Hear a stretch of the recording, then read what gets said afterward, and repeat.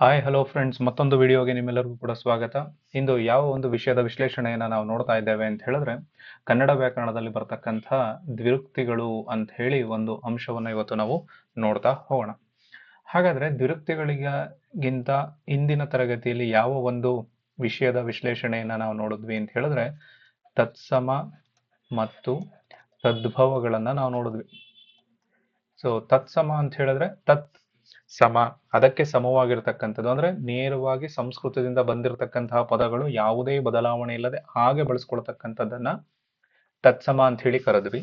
ತದ್ಭವ ಅಂತ ಹೇಳಿದ್ರೆ ಸಂಸ್ಕೃತದಿಂದ ಬಂದಿರತಕ್ಕಂತಹ ಪದಗಳನ್ನ ಕನ್ನಡಕ್ಕೆ ನಾವು ತೆಗೆದುಕೊಳ್ಬೇಕಾದಾಗ ಕೆಲವೊಂದು ಅಲ್ಪ ಸ್ವಲ್ಪ ಬದಲಾವಣೆ ಅಥವಾ ಪೂರ್ತಿ ಬದಲಾವಣೆಗೆ ಒಳಪಡಿಸ್ಬಿಟ್ಟು ಬಳಸ್ಕೊಳ್ತಕ್ಕಂತಹ ಪದಗಳನ್ನ ನಾವು ತದ್ಭವ ಪದಗಳು ಅಂತ ಹೇಳಿ ಕರೆದ್ವಿ. ಹಾಗಾದ್ರೆ ಇವತ್ತಿನ ಪದ ಯಾವುದು, ಅಥವಾ ಇವತ್ತಿನ ಒಂದು ತರಗತಿಯಲ್ಲಿ ನೋಡ್ತಾ ಇರತಕ್ಕಂಥ ವಿಷಯ ಯಾವುದು ಅಂತ ಹೇಳಿದ್ರೆ ದ್ವಿರುಕ್ತಿಗಳು. ಏನು ದ್ವಿರುಕ್ತಿಗಳು ಅಂತ ಹೇಳಿದ್ರೆ, ಈ ದ್ವಿರುಕ್ತಿಗಳು ಅಂತ ಹೇಳಿದ್ರೆ ಯಾವಾಗ ಅಂದ್ರೆ ಒಂದು ವಾಕ್ಯದಲ್ಲಾಗ್ಲಿ ಅಥವಾ ಒಂದು ಪದ ಆಗ್ಲಿ ಎರಡು ಸಲ ಬಳಸ್ತಕ್ಕಂತಹ ಪದಗಳನ್ನ ಏನಕ್ಕೋಸ್ಕರ ಎರಡೆರಡು ಸಲ ಬಳಸ್ತೀವಿ ಅಂತ ಹೇಳಿದ್ರೆ, ಒಂದು ವಿಶೇಷಾರ್ಥವನ್ನ ಕೊಡೋದಕ್ಕೋಸ್ಕರ. ಒಂದು ವಾಕ್ಯದಲ್ಲಿ ಎರಡೆರಡು ಬಾರಿ ಒಂದು ಪದ ಅಥವಾ ಒಂದು ಪದ ಅಥವಾ ವಾಕ್ಯದಲ್ಲಿ ಎರಡೆರಡು ಸಲ ಬಳಸೋದಕ್ಕೆ, ಒಂದು ಪದವನ್ನೇ ಎರಡೆರಡು ಸಲ ಬಳಸೋದಕ್ಕೆ ಏನ್ ಮಾಡ್ತೀವಿ ಅಂತ ಹೇಳಿದ್ರೆ ವಿಶೇಷಾರ್ಥವನ್ನ ಆ ವಾಕ್ಯಕ್ಕೆ ಕೊಡಬೇಕು. ಅಂದ್ರೆ ಸಿಂಪಲ್ ಆಗಿ ಹೇಳೋದಾದ್ರೆ, ಒಂದು ವಾಕ್ಯಕ್ಕೆ ವಿಶೇಷಾರ್ಥವನ್ನ ಕೊಡೋದಕ್ಕೆ ಒಂದು ಪದವನ್ನ ಎರಡೆರಡು ಸಲ ಬಳಸೋದಕ್ಕೆ ನಾವೇನಂತ ಕರಿತೀವಿ ಅಂತ ಹೇಳಿದ್ರೆ ದ್ವಿರುಕ್ತಿಗಳು ಅಂತ ಹೇಳಿ ಕರಿತೀವಿ. ದ್ವಿರುಕ್ತಿ ಅಂತ ಹೇಳಿದ್ರೆ ಒಂದು ಪದವನ್ನು ಎರಡು ಸಾರಿ ಉಚ್ಚರಿಸುವುದಕ್ಕೆ ದ್ವಿರುಕ್ತಿ. ಏನಕ್ಕೆ ಉಚ್ಚರಿಸ್ತೀವಿ? ಅದು ಆ ವಾಕ್ಯಕ್ಕೆ ವಿಶೇಷಾರ್ಥವನ್ನು ಕೊಡಬೇಕು. ಕೊಡುತ್ತೆ ಅಂತ ಹೇಳಿದ್ಮೇಲೆ ನಾವು ಬಳಸೋದಕ್ಕೆ ಸಾಧ್ಯತೆ ಇದೆ. ಆಮೇಲೆ ನಾವು ಲಾಸ್ಟ್ ಒಂದಲ್ಲಿ ಅನುಕರಣಾ ವ್ಯಯ ಅಥವಾ ಅನುಕರಣೆ ಅಂತ ಹೇಳಿ ನೋಡಿದ್ವಲ್ಲ, ಅಲ್ಲೂ ಕೂಡ ಇದೇ ರೀತಿಯಾಗಿರ್ತಕ್ಕಂತಹ ಪದ ಇನ್ನೊಂದು ಪದವಾಗಿ ಬರುತ್ತೆ. ಅಂದ್ರೆ ಎರಡೆರಡು ಸಲ ಬಳಸ್ತೀವಿ, ಅದಕ್ಕೆ ಅರ್ಥ ಅನ್ನೋದು ಇರೋದಿಲ್ಲ ಆ ಪದಗಳಿಗೆ. ಆದ್ರೆ ದ್ವಿರುಕ್ತಿಯಲ್ಲಿ ಬಳಸ್ತಕ್ಕಂತಹ ಪದಗಳಿಗೆ ಅರ್ಥ ಅನ್ನೋದು ಇರತ್ತೆ. ಮುಖ್ಯವಾಗಿ ಇದನ್ನೇ ನಾವು ಗಮನಿಸ್ಬೇಕಾಗಿರೋದು. ಈಗ ಸರಸರ ಅಂತ ಹೇಳಿದ್ರೆ ಏನ್ ಅನ್ಸ್ಬೋದು? ಇದು ಹೇಳಕ್ಕಾಗಲ್ಲ ಸರಸರ ಅಂತ ಹೇಳಿ. ಪಳಪಳ, ಈ ತರ ಜುಳು ಜುಳು, ಇಂತಹ ಕೆಲವೊಂದು ಪದಗಳನ್ನ ಬಳಸಿದಾಗ ಅದಕ್ಕೆ ಅರ್ಥವನ್ನ ಕೊಡೋದಕ್ಕಾಗೋದಿಲ್ಲ. ಆದ್ರೆ ದ್ವಿರುಕ್ತಿಯಲ್ಲಿ ಬಳಸ್ತಕ್ಕಂತಹ ಪದಗಳಿಗೆ ನಾವೇನ್ ಮಾಡ್ಬೋದು? ಅರ್ಥವನ್ನ ಕೊಡ್ಬೋದು. ಹಾಗಾದ್ರೆ ಉದಾಹರಣೆಯನ್ನ ನಾವು ನೋಡ್ತಾ ಹೋಗೋಣ. ಉದಾಹರಣೆಯನ್ನ ನೋಡ್ತಾ ಹೋಗ್ತಾ ಇದ್ದೀವಿ ಅಂತ ಹೇಳಿದ್ರೆ, ಉದಾಹರಣೆ ನಿಲ್ಲು ನಿಲ್ಲು, ಹೌದು ಹೌದು, ಬೇಗ ಬೇಗ, ಕಟ್ಟ ಕಡೆಗೆ, ಕೆಳ ಕೆಳಗೆ, ಕುಸಿ ಕುಸಿದು, ನಟ್ಟ ನಡುವೆ, ಹೆಚ್ಚು ಹೆಚ್ಚು, ತುತ್ತ ತುದಿ, ಹೊಸ ಹೊಸದು, ಬನ್ನಿ ಬನ್ನಿ, ಬೇಡ ಬೇಡ, ನಕ್ಕು ನಕ್ಕು, ಚಿಕ್ಕ ಚಿಕ್ಕ. ಈ ರೀತಿ ಹಲವು ಪದಗಳನ್ನ ನಾವು ಪದೇ ಪದೇ ಅಂದ್ರೆ ಎರಡೆರಡು ಸಲ ಬಳಸ್ತಕ್ಕಂತಹ ಪದಗಳನ್ನ ನಾವು ದ್ವಿರುಕ್ತಿ ಅಂತ ಹೇಳಿ ಕರಿತೀವಿ. ಈ ದ್ವಿರುಕ್ತಿಗಳು ಒಂದು ವಾಕ್ಯಕ್ಕೆ ವಿಶೇಷಾರ್ಥವನ್ನ ಕೊಡೋದಕ್ಕೆ ನಾವು ಬಳಸ್ಕೊಳ್ತಾ ಹೋಗ್ತೀವಿ. ಸೊ ಈ ಒಂದು ದ್ವಿರುಕ್ತಿ ಅಂತಕ್ಕಂತಹ ವಿಷಯ ಅರ್ಥ ಆಗಿದೆ ಅಂತ ಹೇಳಿ ಅನ್ಕೊಳ್ತೀನಿ. ಹಾಗಾದ್ರೆ ನೆಕ್ಸ್ಟ್ ಟಾಪಿಕ್ ಯಾವುದು ಅಂತ ಹೇಳಿದ್ರೆ ಜೋಡು ನುಡಿಗಳು. ಏನು ಜೋಡು ನುಡಿ ಅಂತ ಹೇಳಿದ್ರೆ, ದ್ವಿರುಕ್ತಿಯಲ್ಲಿ ನಾವು ಏನ್ ಮಾಡಿದ್ವಿ? ಒಂದೇ ಪದ ಇನ್ನೊಂದ್ಸಲ ಬಳಸ್ತೀವಿ, ಒಂದೇ ಪದ ಇನ್ನೊಂದ್ಸಲ ಬಳಸ್ತೀವಿ. ಆದ್ರೆ ಇಲ್ಲಿ ಒಂದು ಪದದ ಇನ್ನೊಂದು ಪದ ಬರುತ್ತೆ. ಜೋಡು ನುಡಿ ಅಂತ ಹೇಳಿದ್ರೆ ಒಂದು ಪದದ ಜೊತೆಗೆ ಇನ್ನೊಂದು ಪದವನ್ನ ಬಳಸ್ತಕ್ಕಂಥದ್ದು. ಇದು ಕೂಡ ಏನಾಗುತ್ತೆ? ಒಂದು ವಾಕ್ಯಕ್ಕೆ ವಿಶೇಷ ಅರ್ಥವನ್ನ ಕೊಡ್ತಕ್ಕಂಥ ಒಂದು ಪದವ ಆಗಿರುತ್ತದೆ. ಆದ್ದರಿಂದ ಇದನ್ನ ನಾವು ಜೋಡು ನುಡಿಗಳು ಅಂತ ಹೇಳಿ ಕರಿತೀವಿ. ಜೋಡು ನುಡಿಗಳು ಅಂತ ಹೇಳಿದ್ರೆ ಒಂದು ಪದದ ಜೊತೆಗೆ ಇನ್ನೊಂದು ಪದವನ್ನ ಬಳಸಿ ಹೇಳ್ತಕ್ಕಂಥದ್ದನ್ನ ನಾವು ಜೋಡು ನುಡಿಗಳು ಅಂತ ಹೇಳಿ ಕರಿತೀವಿ. ಈ ಜೋಡು ನುಡಿಗಳು ಕೂಡ ಒಂದು ವಾಕ್ಯಕ್ಕೆ ವಿಶೇಷಾರ್ಥವನ್ನ ಕೊಡ್ತದೆ. ಹಾಗಾದ್ರೆ ಉದಾಹರಣೆಗಳನ್ನ ನೋಡಿದಾಗ ಅರ್ಥ ಆಗುತ್ತೆ. ಉದಾಹರಣೆಯಲ್ಲಿ ಆದಿ ಬೀದಿ, ಆದಿ ಅನ್ನೋದೊಂದು ಪದ, ಬೀದಿ ಅನ್ನೋದೊಂದು ಪದ. ತಳ ಬುಡ, ತಳ ಅನ್ನೋದೊಂದು, ಬುಡ ಅನ್ನೋದೊಂದು. ಗೆಡ್ಡೆ ಗೆಣಸು, ರೋಗ ರುಜಿನ, ಓದು ಬರಹ, ಸಾಲ ಸೋಲ, ಕಲ್ಲು ಪಲ್ಲು, ಮರಗಿರ, ಏಳು ಬೀಳು, ಬೇವು ಬೆಲ್ಲ, ಓದು ಬರಹ, ಕಪ್ಪ ಕಾಣಿಕೆ, ಉಡುಗೆ ತೊಡುಗೆ, ಏರುಪೇರು ಮೊದಲಾಗಿರ್ತಕ್ಕಂತಹ ಪದಗಳನ್ನು ನಾವು ಜೋಡು ನುಡಿಗಳಲ್ಲಿ ನೋಡೋದಕ್ಕೆ ಸಾಧ್ಯತೆ ಇದೆ. ಹಾಗಾದ್ರೆ ನೆಕ್ಸ್ಟ್ ಸಮಾನಾರ್ಥಕ ಪದಗಳ ಒಂದು ಟಾಪಿಕ್ ಅನ್ನ ನಾವು ನೋಡ್ತೀವಿ. ಈಗ ಏನು? ಯಾವುದೇ ಒಂದು ಭಾಷೆ ಇನ್ನೊಂದು ಭಾಷೆಯ ಮೇಲೆ ಅನ್ನೋದಕ್ಕಿಂತ ಮುಖ್ಯವಾಗಿ ತನ್ನಲ್ಲೇ ಒಂದು ಪ್ರಭುತ್ವವನ್ನ ಅಂದ್ರೆ ಸಂಪತ್ಭರಿತವಾಗಿರ್ತಕ್ಕಂತಹ ಒಂದು ಭಾಷೆಯಾಗಿ ಅದು ಪರಿಣಮಿಸಬೇಕಾದಾಗ ಅದರಲ್ಲಿ ಪದ ಸಂಪತ್ತು ಅನ್ನೋದು ಹೆಚ್ಚಿರಬೇಕು. ಆ ಪದ ಸಂಪತ್ತು ಯಾವುದು? ವೊಕ್ಯಾಬುಲರಿ, ಇದು ಜಾಸ್ತಿ ಇರಬೇಕು. ಅಂದ್ರೆ ಪದಕೋಶ ಅಂತ ಹೇಳಿ ಕರಿತೀವಲ್ವಾ, ಅವು ಜಾಸ್ತಿ ಇರಬೇಕು.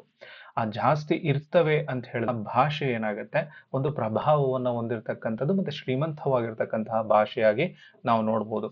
ಹಾಗೆ ಪದಗಳಿಗೆ ಹಲವು ಅರ್ಥಗಳನ್ನ ಹೊಂದಿರತಕ್ಕಂತಹ ಕೆಲವೊಂದು ಪದಗಳಿರ್ತವೆ. ಆ ಪದಗಳನ್ನ ನಾವು ನಮ್ಮದನ್ನಾಗಿಸ್ಕೊಳ್ಬೇಕು ಅಂತ ಹೇಳಿದ್ರೆ, ಈಗ ಒಂದು ಪದ ಇದೆ, ಆ ಪದಕ್ಕೆ ತನ್ನದೇ ಆಗಿರತಕ್ಕಂತಹ ಒಂದು ಅರ್ಥ ಇರುತ್ತೆ.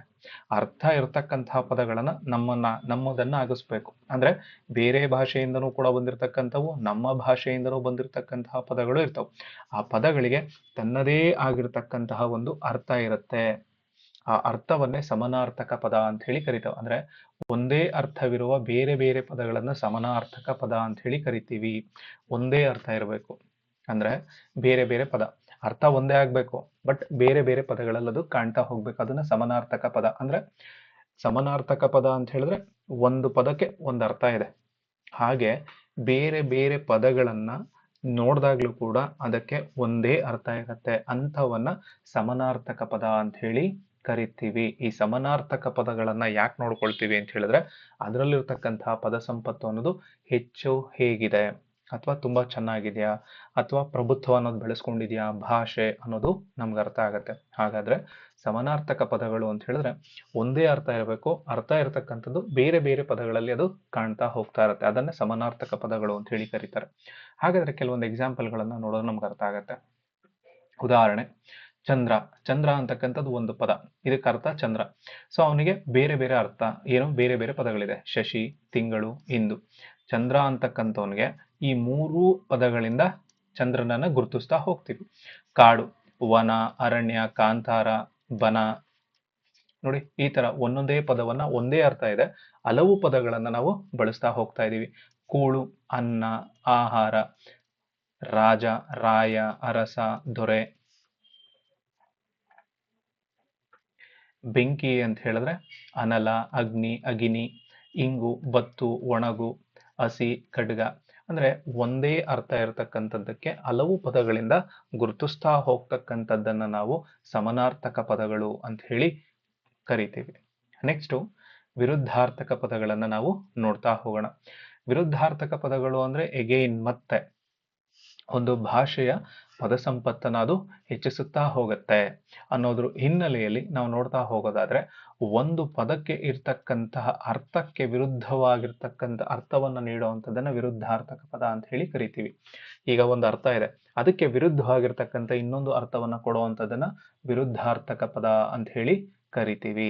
ಹಾಗಾದ್ರೆ ಇಲ್ಲಿ ಆ, ಅನ್, ಅಪ, ನಿ, ನಿರ್, ದುರ್, ನಿಸ್ ಮೊದಲಾದ ಉಪಸರ್ಗಗಳನ್ನ ಸೇರಿಸುವ ಮೂಲಕ ವಿರುದ್ಧಾರ್ಥಕ ಪದಗಳನ್ನ ರಚಿಸಲಾಗುತ್ತದೆ. ಉಪಸರ್ಗಗಳು ಅಂತ ಹೇಳಿದ್ರೆ ಒಂದು ಪದದ ಮುಂದೆ ಸೇರಿಸ್ತಕ್ಕಂತಹ ಅಕ್ಷರಗಳಿಗೆ ಉಪಸರ್ಗ ಅಂತ ಹೇಳಿ ಕರೀತಾರೆ. ಸೊ ಆ ಉಪಸರ್ಗಗಳು ಯಾವ್ದಾವುದು? ಆ, ಅನ್, ಅಪ, ನಿ, ನಿರ್, ದುರ್, ನಿಸ್ ಈ ತರ ಪದಗಳನ್ನ ಸೇರಿಸಿ ನಾವು ವಿರುದ್ಧಾರ್ಥಕ ಪದಗಳನ್ನ ಸೃಷ್ಟಿ ಮಾಡ್ತೀವಿ. ಹಾಗಾದ್ರೆ ಉದಾಹರಣೆಯನ್ನ ನೋಡೋಣ. ಶಾಂತಿ, ಅಶಾಂತಿ. ನಂಬಿಕೆ, ಅಪನಂಬಿಕೆ. ಹಾಸ್ಯ, ಅಪಹಾಸ್ಯ. ಆತಂಕ, ನಿರಾತಂಕ. ಅಹಂಕಾರ, ನಿರಹಂಕಾರ. ಪಕ್ಷಪಾತ, ನಿಷ್ಪಕ್ಷಪಾತ. ಸ್ವಾರ್ಥ, ನಿಸ್ವಾರ್ಥ. ಆಲೋಚನೆ, ದುರಾಲೋಚನೆ. ದೆಸೆ, ದುರ್ದೆಸೆ. ತೆಂಕಣ, ಬಡಗಣ. ಗೆಲ್ಲು, ಸೋಲು. ಅಳು, ನಗು. ಆಧುನಿಕ, ಪೂರ್ವಿಕ. ಆಧುನಿಕ, ಪೂರ್ವಿಕ. ಹಳೆಯ, ನವೀನ. ಹಳೆಯ, ನವೀನ. ಈ ತರ ಹಲವು ಪದಗಳನ್ನ ನಾವು ವಿರುದ್ಧ ಪದಗಳನ್ನಾಗಿ ನೋಡ್ತಾ ಹೋಗ್ಬೋದು.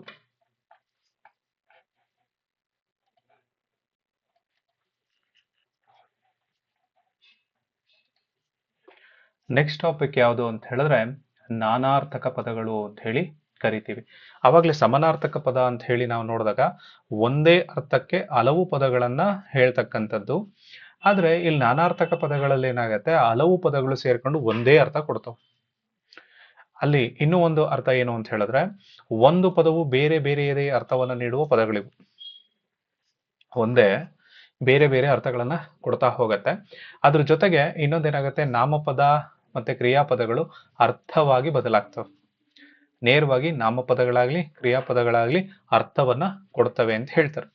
ಇಲ್ಲಿ ಒಂದೇ ಪದ ಬೇರೆ ಬೇರೆ ಅರ್ಥವನ್ನ ನೀಡ್ತಕ್ಕಂಥದ್ದು. ಅಲ್ಲಿ ಒಂದೇ ಅರ್ಥ ಬೇರೆ ಬೇರೆ ಪದಗಳು ಬರ್ತವೆ.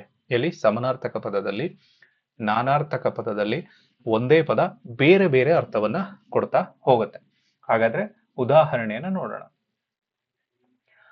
ಉದಾಹರಣೆ: ಸೂಳ್ ಅನ್ನ ಮತ್ತೆ ಕಾಲ. ಸೂಳ್ ಪಡೆಯಲಪ್ಪುದು ಕಾಣ ಮಹಾಜಿ ರಂಗದೋಳ್, ನಿನ್ನ ಸರದಿಯು ಬರುತ್ತದೆ ಅಂತ ಹೇಳ್ತಕ್ಕಂಥ ಒಂದು ಮಾತದು.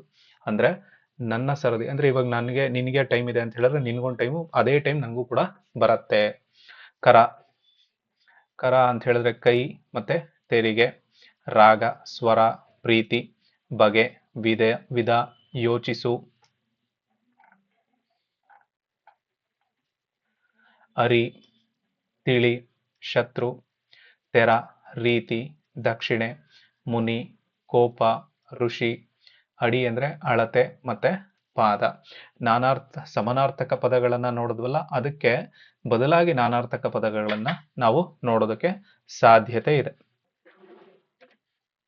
ನೆಕ್ಸ್ಟ್ ಟಾಪಿಕ್ ಯಾವುದು ಅಂತ ಹೇಳಿದ್ರೆ ನುಡಿಗಟ್ಟುಗಳು. ಇದು ಅತಿ ಮುಖ್ಯವಾಗಿ ಜಾಸ್ತಿ ಸಲ ಕೇಳಿರ್ತಕ್ಕಂತಹ ಒಂದು ಟಾಪಿಕ್ ಆಗಿದೆ. ಇದು ನಾವು ಪ್ರತಿ ಎಕ್ಸಾಮ್ಗಳಲ್ಲಿ ಈ ಒಂದು ನುಡಿಗಟ್ಟುಗಳನ್ನ ನಾವು ನೋಡ್ತಾ ಹೋಗ್ತಾ ಇರ್ತೇವೆ. ಅದರಲ್ಲೂ ನುಡಿಗಟ್ಟುಗಳನ್ನ ನಾವು ಏನ್ ಮಾಡ್ತಾ ಇರ್ತೀವಿ ಅಂದ್ರೆ, ಜನಸಾಮಾನ್ಯರಲ್ಲಿ ಪ್ರತಿನಿತ್ಯ ಬಳಸ್ತಕ್ಕಂತಹ ಸಂದರ್ಭದಲ್ಲೂ ಕೂಡ ಈ ನುಡಿಗಟ್ಟುಗಳನ್ನ ನಾವು ನೋಡ್ತಾನೆ ಹೋಗ್ತಾ ಇರ್ತೀವಿ. ಅಂದ್ರೆ ನುಡಿಗಟ್ಟು ಅಂತ ಹೇಳಿದ್ರೆ ಏನು ಅಂತ ಹೇಳಿದ್ರೆ, ಯಾವುದಾದ್ರೂ ಒಂದು ಭಾಷೆಗೆ ಒಂದು ಸತ್ವವನ್ನ ಕೊಡುತ್ತೆ, ಒಂದು ಗಟ್ಟಿತನ ಕೊಡ್ತಕ್ಕಂಥದ್ದು ಯಾವುದು ಅಂತ ಹೇಳಿದ್ರೆ ಸತ್ವಗಳನ್ನ ಕೊಡ್ತಕ್ಕಂಥದ್ದು ನುಡಿಗಟ್ಟುಗಳಾಗಿರ್ತವೆ. ನಾವು ಮಾತಾಡ್ಬೇಕಾದಾಗ ಒಂದು ವಿಚಾರವನ್ನ ಹೇಳ್ತಾ ಇರ್ತೀವಿ ಅಂತ ಹೇಳಿದ್ರೆ ಅದಕ್ಕೆ ವಿಶೇಷಾರ್ಥಗಳನ್ನ ಕೊಟ್ಟು ಮಾತಾಡ್ಬೇಕು ಅಂತ ಹೇಳಿದಾಗ ಈ ನುಡಿಗಟ್ಟುಗಳನ್ನು ಬಳಸ್ಕೊಳ್ತೀವಿ. ವಿಶೇಷಾರ್ಥವನ್ನ ಸೃಷ್ಟಿಸ್ಬೇಕಲ್ಲ ಅಲ್ಲಿ. ಆ ಸೃಷ್ಟಿಸ್ತಕ್ಕಂತಹ ಕೆಲಸ ಮಾಡ್ತಕ್ಕಂಥದ್ದು ಯಾವುದು ಅಂತ ಹೇಳಿದ್ರೆ ನುಡಿಗಟ್ಟುಗಳು. ಈ ನುಡಿಗಟ್ಟುಗಳು ಇನ್ನೂ ಏನ್ ಮಾಡ್ತವೆ ಅಂತ ಹೇಳಿದ್ರೆ, ನಾವು ಮಾತಾಡ್ತಾ ಇರ್ತಕ್ಕಂತಹ ವಿಚಾರವನ್ನ ಇನ್ನೂ ಜಾಸ್ತಿ ಮಾಡ್ತಾ ಹೋಗುತ್ತೆ. ಅಂದ್ರೆ ಅದರ ಅರ್ಥದ ವ್ಯಾಪ್ತಿಯನ್ನು ವಿಸ್ತರಿಸ್ತಾ ಹೋಗ್ತದೆ. ಆ ಅರ್ಥದ ವ್ಯಾಪ್ತಿ ವಿಸ್ತರಿಸ್ತು ಅಂತ ಹೇಳಿದಾಗ ಅಲ್ಲಿ ನಾವು ಮಾತಾಡ್ತಾ ಇರ್ತಕ್ಕಂತಹ ಭಾಷೆಗೆ ಒಂದು ಸತ್ವ ಅನ್ನೋದಿದೆ. ಆ ಸತ್ವದ ಮೂಲಕವಾಗಿ ಅರ್ಥ ವ್ಯಾಪ್ತಿಯನ್ನ ವಿಸ್ತರಿಸ್ಕೊಳ್ತಾ ಹೋಗ್ತದೆ. ಆ ವಿಸ್ತರಿಸ್ಕೊಳ್ತಾ ಹೋಗ್ಬೇಕಾದಾಗ ಆ ವ್ಯಕ್ತಿಗೆ ತನ್ನ ಭಾಷೆಯನ್ನ ಹೇಗ್ ಬಳಸ್ಬೇಕು ಅನ್ನೋದು ಗೊತ್ತಿದೆ ಅನ್ನೋದು ನಮ್ಗೆ ಅರ್ಥ ಆಗ್ತಾ ಹೋಗುತ್ತೆ. ಅಂದ್ರೆ ಆ ವ್ಯಕ್ತಿಗೆ ಆ ಭಾಷೆ ತುಂಬಾ ಚೆನ್ನಾಗಿ ಅರ್ಥ ಆಗಿದೆ, ಅಥವಾ ತುಂಬಾ ಚೆನ್ನಾಗಿ ಆ ಭಾಷೆಯನ್ನು ಅವನು ಬಳಸ್ತಾನೆ ಅನ್ನೋದು ಆ ನುಡಿಗಟ್ಟಿನ ಮೂಲಕವಾಗಿ ಅರ್ಥ ಆಗ್ತಾ ಹೋಗುತ್ತೆ. ಹಾಗಾದ್ರೆ ಇದು ಏನು ಅಂತ ಹೇಳಿದ್ರೆ, ವಿಶೇಷಾರ್ಥವನ್ನು ಕೊಡುವ, ಅರ್ಥವ್ಯಾಪ್ತಿಯನ್ನು ವಿಸ್ತರಿಸುವ, ವಿಶೇಷ ಬಗೆಯ ಪದ ಸಮುಚ್ಚಯಗಳನ್ನ ಒಂದು ವಾಕ್ಯದಲ್ಲಿ ವಿಶೇಷಾರ್ಥ ಕೊಡಬೇಕು, ಆ ವಾಕ್ಯವಾದ ಅರ್ಥ ವಿಸ್ತರಿಸ್ಕೊಳ್ಬೇಕು, ಹಾಗೆ ವಿಶೇಷವಾಗಿರ್ತಕ್ಕಂತಹ ಬಗೆಯ ಪದದ ಒಂದು ಒಕ್ಕೂಟವನ್ನ ಅಥವಾ ಒಂದು ಕ್ರೋಢೀಕರಣವನ್ನ ನುಡಿಗಟ್ಟು ಅಂತ ಹೇಳಿ ಕರಿತೀವಿ. ಸಿಂಪಲ್ ಆಗಿ ಹೇಳೋದಾದ್ರೆ ನುಡಿಗಟ್ಟು ಅಂತ ಹೇಳಿದ್ರೆ ಏನು? ನುಡಿಗಟ್ಟು ಅಂತ ಹೇಳಿದ್ರೆ ಒಂದು ವಿಶೇಷ ಅರ್ಥವನ್ನ ಅದು ಸೂಚಿಸುತ್ತೆ. ಅದ್ರ ಜೊತೆಗೆ ಅರ್ಥವ್ಯಾಪ್ತಿಯನ್ನ ಹೆಚ್ಚಿಸ್ಕೊಳ್ತಾ ಹೋಗತ್ತೆ. ವಿಶೇಷ ಬಗೆಯ ಪದಗಳನ್ನ ಅದು ಬಳಸ್ಕೊಂಡು ನುಡಿಗಟ್ಟಾಗ್ತದೆ. ಈ ನುಡಿಗಟ್ಟಿನ ಮೂಲಕವಾಗಿ ಒಂದು ಭಾಷೆಯ ಸತ್ವ ಹೇಗಿದೆ ಅನ್ನೋದನ್ನ ನಾವು ತಿಳ್ಕೊಳ್ಳೋದಕ್ಕೆ ಸಾಧ್ಯತೆ ಇದೆ. ಇಲ್ಲಿ ಏನ್ ಹೇಳ್ತಾರೆ, ನಾಮ ಪ್ರಕೃತಿ ಮತ್ತು ಕ್ರಿಯಾ ವಿಶೇಷಣಗಳನ್ನು ಬಳಸಿ ಸಮಯಕ್ಕೆ ಅನುಗುಣವಾಗಿ ವಿಶೇಷವಾದ ಅರ್ಥವನ್ನು ಇವು ನೀಡುತ್ತವೆ. ನಾಮ ಪ್ರಕೃತಿ ಅಂತ ಹೇಳಿದ್ರೆ ನಾಮಪದದ ಮೂಲ ರೂಪ, ಅದನ್ನ ನಾಮ ಪ್ರಕೃತಿ ಅಂತ ಹೇಳಿ ಕರಿತೀವಿ. ಕ್ರಿಯಾ ವಿಶೇಷಣ ಅಂದ್ರೆ ಕ್ರಿಯೆ, ಕೆಲಸವನ್ನ ವಿಶೇಷವಾಗಿ ಹೇಳ್ತಕ್ಕಂಥದ್ದನ್ನ ಕ್ರಿಯಾ ವಿಶೇಷಣ ಅಂತ ಹೇಳಿ ಕರಿತೇವೆ. ಇವೆರಡು ಅತಿ ಹೆಚ್ಚಾಗಿ ನುಡಿಗಟ್ಟುಗಳಲ್ಲಿ ಬಳಕೆಯಾಗ್ತದೆ. ಹಾಗಾದ್ರೆ ಇನ್ನೊಂದ್ಸಲ ನೋಡೋದಾದ್ರೆ ನುಡಿಗಟ್ಟುಗಳು ಅಂತ ಹೇಳಿದ್ರೆ ಅಂದ್ರೆ ಒಂದು ಭಾಷೆಗೆ ಸತ್ವವನ್ನ ಕೊಡ್ತಕ್ಕಂತಹ ಒಂದು ಪದಗಳ ಗುಂಪು. ಈ ಗುಂಪು ಏನ್ ಮಾಡುತ್ತೆ, ವಿಶೇಷಾರ್ಥವನ್ನ ಕೊಡೋದ್ರ ಜೊತೆಗೆ ಅರ್ಥವ್ಯಾಪ್ತಿಯನ್ನ ಹೆಚ್ಚಿಸುವುದರೊಂದಿಗೆ ವಿಶೇಷ ಬಗೆಯ ಪದಗಳನ್ನ ಇದು ಬಳಸ್ಕೊಳ್ತಾ ಹೋಗ್ತದೆ ಅನ್ನೋದು ನುಡಿಗಟ್ಟಾಗ್ತದೆ. ಇನ್ನು ಉದಾಹರಣೆಯನ್ನ ನಾವು ನೋಡ್ತಾ ಹೋಗೋಣ. ಕಾಲು ಕೀಳು, ಪಲಾಯನ ಮಾಡು. ಅಂದ್ರೆ ಏನೋ ಆಗ್ತಾ ಇದೆಯಪ್ಪ, ಅಲ್ಲಿಂದ ಏನೋ ಸಮಸ್ಯೆ ಆಗ್ತಾ ಇದೆ, ಆ ಸಮಸ್ಯೆ ನನ್ನ ಮೇಲೂ ಬರ್ತದೆ ಅಂತ ಹೇಳಿದಾಗ ಅಲ್ಲಿರ್ತಕ್ಕಂಥ ಒಬ್ಬ ವ್ಯಕ್ತಿ ಕಾಲು ಕೀಳ್ತಾನೆ ಅಂತ ಹೇಳಿದ್ರೆ ಅವನು ಅಲ್ಲಿಂದ ಹೊರಟೋಗ್ಬಿಡ್ತಾನೆ. ಅನ್ನಕ್ಕೆ ಕಲ್ಲು ಹಾಕು, ಅಂದ್ರೆ ಅವನ ಜೀವನ ಮಾರ್ಗವನ್ನ ಕೆಡಿಸು, ಅನ್ನಕ್ಕೆ ಕಲ್ಲು ಹಾಕು. ಏನು ಅವನ್ ಅಂದ್ರೆ ಅನ್ನ ಅಂತ ಹೇಳಿದ್ರೆ ಪ್ರತಿ ಸಂದರ್ಭದಲ್ಲಿ ಅನ್ನ ಹುಟ್ಟಿಸ್ಕೊಳ್ಳೋದಕ್ಕೆ ತಾನೇ ನಾವು ಕೆಲಸ ಮಾಡ್ತಾ ಹೋಗ್ತಿರ್ತೀವಿ. ಅಂದ್ರೆ ಅವನ ಜೀವನನೇ ಹಾಳು ಮಾಡ್ಬಿಡ್ಬೇಕು ಅನ್ನೋದು. ಈ ಎರಡು ಬಗೆ ದ್ರೋಹವನ್ನ ಚಿಂತಿಸು, ಕೈ ಕೊಡು ಅಂತ ಹೇಳಿದ್ರೆ ಮೋಸ ಮಾಡು, ಗಾಳಿ ಸುದ್ದಿ ಖಚಿತವಲ್ಲದ ವಾರ್ತೆ. ಗಾಳಿ ಸುದ್ದಿ ಅಂತ ಹೇಳಿದ್ರೆ ಯಾವಾಗ್ಲೂ ಕೂಡ ಕಿವಿಗೆ ಬಂದು ಬೀಳ್ತಾ ಇರುತ್ತಲ್ಲ, ಅದರಲ್ಲಿ ಸತ್ವ ಅನ್ನೋದಿರುತ್ತಾ, ನಿಜ ಅನ್ನೋದಿರುತ್ತಾ, ಸತ್ಯ ಅನ್ನೋದಿರುತ್ತಾ, ಏನೂ ಇರೋದಿಲ್ಲ. ಅಂಥದನ್ನ ಖಚಿತವಲ್ಲದ ವಾರ್ತೆ ಅಂತ ಹೇಳಿ ಕರೀತಾರೆ. ನೆಕ್ಸ್ಟು ಟೋಪಿ ಹಾಕು, ಅವನಿಗೂ ಕೂಡ ಮೋಸ ಮಾಡುವಂಥದ್ದು. ಅಗ್ರತಾಂಬೂಲ ಅಂತ ಹೇಳಿದ್ರೆ ಮೊದಲ ಮರ್ಯಾದೆ. ಅಗ್ರತಾಂಬೂಲ ಅಂದ್ರೆ ಮೊದಲ ಪೂಜೆ ಅಂತ ಹೇಳಿ ಕರಿತೀವಲ್ಲ ಹಂಗೆ. ಅಜ್ಜಿ ಕತೆ ಅಂತ ಹೇಳಿದ್ರೆ ಕಟ್ಟು ಕತೆ. ಯಾವತ್ತೂ ಕೂಡ ಅಜ್ಜಿ ಕತೆ ಅಂದ್ರೆ ಉಕ್ಕಿನ ಕಡಲೆ ಅಂದ್ರೆ ಕಠಿಣವಾಗಿರ್ತಕ್ಕಂತಹ ಒಂದು ಸಂಗತಿ. ಉಕ್ಕಿನ ಕಡಲೆಯಾಗಿರ್ತಕ್ಕಂತಹ ವಿಷಯ ಇದು ಅಂತ ಹೇಳಿದ್ರೆ ಆ ವಿಷಯ ತುಂಬಾ ಕಠಿಣವಾಗಿದೆ. ಎಮ್ಮೆ ತಮ್ಮಣ್ಣ ಅಂತ ಹೇಳಿದ್ರೆ ಮಂದ ಬುದ್ಧಿಯವನು. ಒಣಜಂಬ ಅಂತ ಹೇಳಿದ್ರೆ ವ್ಯರ್ಥವಾಗಿರ್ತಕ್ಕಂಥ ಅಹಂಕಾರ. ಅವನಿಗೇನು ತಿಳಿದಿಲ್ಲ ಅಂತ ಹೇಳಿದ್ರೆ ಅಹಂಕಾರವನ್ನು ಚೆನ್ನಾಗಿದ್ಯಪ್ಪ ಅವನಿಗೆ ಅನ್ನೋ ಥರ. ಕತ್ತಿ ಮಸೆ, ಇನ್ನೊಬ್ಬನ ಮೇಲೆ ನಾನು ಕತ್ತಿ ಮಸಿತಾ ಇದ್ದೀನಿ ಅಂತ ಹೇಳಿದ್ರೆ ನಾನು ಅವನ ಮೇಲೆ ಹಗೆಯನ್ನ ಸಾಧಿಸ್ತಾ ಇದ್ದೀನಿ, ದ್ವೇಷವನ್ನ ಮಾಡ್ತಾ ಇದ್ದೀನಿ, ಅವನ ಗತಿ ಕಾಣಿಸ್ಬಿಡ್ತೀನಿ ನಾನು, ಅಂದ್ರೆ ಅವನನ್ನ ಮುಗಿಸ್ಬಿಡ್ತೀನಿ ನಾನು. ಅವನ ದಾರಿ ದೀಪ, ಇವರು ನನಗೆ ದಾರಿ ದೀಪವಾಗಿದ್ರು. ಅಂದ್ರೆ ನನ್ನ ಗೆಲುವಿಗೆ ಅಥವಾ ನನ್ನ ಗುರಿಗೆ ಇವರು ಮಾರ್ಗದರ್ಶತ್ವವನ್ನು ಮಾಡಿದ್ರು. ಬೇರೂರು, ಬಲವಾಗಿ ನೆಲೆಗೊಳ್ಳು. ಆಲದ ಮರ ತುಂಬಾ ಬೇರೂರಿದೆ ಅಂತ ಹೇಳಿದ್ರೆ ಆಲದ ಮರ ಬಲವಾಗಿ ನೆಲೆಗೊಂಡು ನಿಂತಿದೆ. ರೈಲು ಬಿಡು, ಸುಳ್ಳು ಹೇಳು. ಸೊ ಎಷ್ಟೊಂದು ವಿವಿಧವಾಗಿರ್ತಕ್ಕಂತಹ ನುಡಿಗಟ್ಟುಗಳನ್ನ ನಾವು ನೋಡ್ತಾ ಹೋಗ್ತಿದೀವಲ್ವಾ. ಇಂತಹ ನುಡಿಗಟ್ಟುಗಳನ್ನ ನಮ್ಮ ಭಾಷೆಯಲ್ಲಿ ಅಥವಾ ನಾವು ಬಳಸ್ತಾ ಇರತಕ್ಕಂತಹ ಸಂದರ್ಭದಲ್ಲಿ ಬಳಸ್ಕೊಂಡ್ಬಿಟ್ರೆ ನಮ್ಮ ಭಾಷೆಯ ಸತ್ವ ಅಂತಕ್ಕಂಥದ್ದು ಇನ್ನು ಹೆಚ್ಚಿನ ಮಟ್ಟದಲ್ಲಿ ಕಾಣೋದಕ್ಕೆ ಸಾಧ್ಯತೆ ಆಗತ್ತೆ. ಸೊ ಇವತ್ತಿನ ತರಗತಿಯಲ್ಲಿ ನಾವು ಏನೇನ್ ನೋಡಿದ್ವಿ ಅಂತ ಹೇಳಿದ್ರೆ ಸಮಾನಾರ್ಥಕ ಪದಗಳನ್ನ ನೋಡಿದ್ವಿ. ಅಂದ್ರೆ ಒಂದು ಅರ್ಥಕ್ಕೆ ಅಲ್ಲ ಬೇರೆ ಬೇರೆ ಪದಗಳಿಂದ ಒಂದು ಅರ್ಥವನ್ನ ಕೊಡುವಂಥದ್ದು. ನಾನಾರ್ಥಕ ಪದಗಳನ್ನ ನೋಡಿದ್ವಿ. ಒಂದು ಅರ್ಥ ವಿವಿಧ ಪದಗಳನ್ನ ಬಳಸ್ತೀವಿ ನಾನಾರ್ಥಕಗಳಲ್ಲಿ. ವಿರುದ್ಧಾರ್ಥಕ ಪದಗಳನ್ನ ನೋಡಿದ್ವಿ. ವಿರುದ್ಧಾರ್ಥಕ ಅಂದ್ರೆ ಒಂದು ಅರ್ಥಕ್ಕೆ ವಿರುದ್ಧವಾಗಿರ್ತಕ್ಕಂಥ ಇನ್ನೊಂದು ಅರ್ಥವನ್ನ ಕೊಡುವಂಥದ್ದು. ದ್ವಿರುಕ್ತಿಯನ್ನ ನೋಡಿದ್ವಿ. ದ್ವಿರುಕ್ತಿ ಏನು, ಎರಡು ಪದಗಳನ್ನ ಬಳಸ್ತಕ್ಕಂಥದ್ದು. ಆಮೇಲೆ ಜೋಡು ನುಡಿಗಳನ್ನ ನೋಡಿದ್ವಿ. ಕೊನೆಯದಾಗಿ ನಾವು ನೋಡಿರ್ತಕ್ಕಂಥದ್ದು ಯಾವುದು ಅಂತ ಹೇಳಿದ್ರೆ ನುಡಿಗಟ್ಟು. ಇವೆಲ್ಲವೂ ಕೂಡ ಏನು ಅಂತ ಹೇಳಿದ್ರೆ ಒಂದು ಭಾಷೆಯ ಒಳಗಡೆ ಹೊಸ ಪದಗಳನ್ನ ಸೃಷ್ಟಿ ಮಾಡ್ತಕ್ಕಂಥದ್ದು. ಸೃಷ್ಟಿ ಮಾಡೋದ್ರ ಮೂಲಕವಾಗಿ ಆ ಭಾಷೆಯ ಸತ್ವವನ್ನ ಹೆಚ್ಚಿಸುತ್ತಾ ಹೋಗ್ತವೆ. ಹಾಗಾದ್ರೆ ಇವತ್ತಿನ ತರಗತಿ ಎಲ್ಲರಿಗೂ ಕೂಡ ಅರ್ಥ ಆಗಿದೆ ಅಂತ ಹೇಳಿ ಅನ್ಕೊಳ್ಳುತ್ತೇನೆ. ಅನ್ಕೊಳ್ಳೋದ್ರ ಜೊತೆಗೆ ಈ ವಿಡಿಯೋವನ್ನ ನಿಮ್ಮ ಸ್ನೇಹಿತರಿಗೆಲ್ಲರಿಗೂ ಕೂಡ ಶೇರ್ ಮಾಡೋದ್ರ ಮೂಲಕವಾಗಿ ಸಬ್ಸ್ಕ್ರೈಬ್ ಮಾಡಿ. ಸಬ್ಸ್ಕ್ರೈಬ್ ಮಾಡ್ಕೊಳ್ಳೋದ್ರ ಜೊತೆಗೆ ನಮಗೂ ಕೂಡ ಪ್ರೋತ್ಸಾಹ ಸಿಗ್ತಾ ಹೋಗುತ್ತೆ. ಐ ಹೋಪ್ ಇವತ್ತಿನ ತರಗತಿ ಅರ್ಥ ಆಗಿದೆ ಅಂತ ಹೇಳಿ ಅನ್ಕೊಳ್ತೀನಿ. Thank you.